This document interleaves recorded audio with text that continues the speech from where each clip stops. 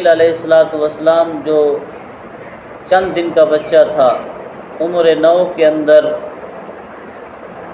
اپنے بیٹے کو، اپنی بیوی کو گھر سے دور کہیں چھوڑنا پڑا، اللہ کی رضا کی خاطر تیار ہو گئے۔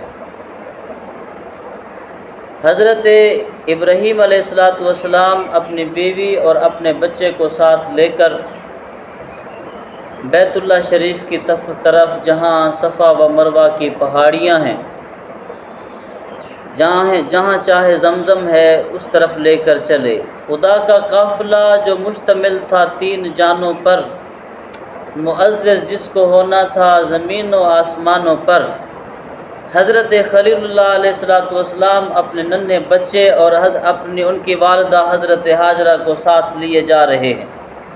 چلتے چلتے شہر سے دور نکل گئے، جنگل آ گیا، لک و دک صحرا، کہیں چٹیل میدان آ جاتے، کوئی چیز نظر نہ آتی۔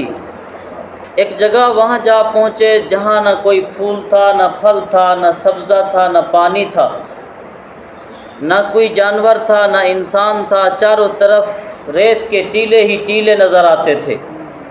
ان ٹیلوں کے پاس 2 چھوٹی چھوٹی پہاڑیاں تھیں، جسے اللہ تبارک و تعالی نے قرآن میں کہا، ان کا ذکر ان پہاڑیوں کا قرآن میں ہوا، کیونکہ وہ پہاڑیاں عظیم پہاڑیاں تھیں، جہاں حضرت سیدنا آدم علیہ السلام اور حضرت حوا جب جدا ہوئے تھے 350 سال کے بعد، جب اللہ نے ان کا ملن کیا، تو ایک حضرت آدم صفا پہ بیٹھے تھے اور حضرت حوا جو تھی وہ مروہ پہ بیٹھی تھی، وہاں ان کا ملن ہوا۔ یہ معزز پہاڑیاں تھیں، ان کا نام اللہ نے قرآن میں لیا، ان الصفا والمروہ من شعائر اللہ۔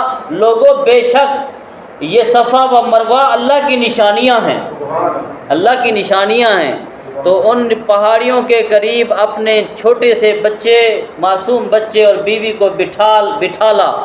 وہ صحرا جس کا سینہ آتش کرنوں کی بستی تھی، وہ مٹی جو سدا پانی کی صورت کو ترستی تھی، وہ صحرا جس کی وسعت دیکھ کر خوف آتا تھا، وہ نقشہ جس کی صورت سے فلک بھی کانپ جاتا تھا، وہ یہ وادی جس میں سبزہ تھا، نہ پانی تھا، نہ سایہ تھا، اسے آباد کرنے کے لیے ابراہیم آیا تھا۔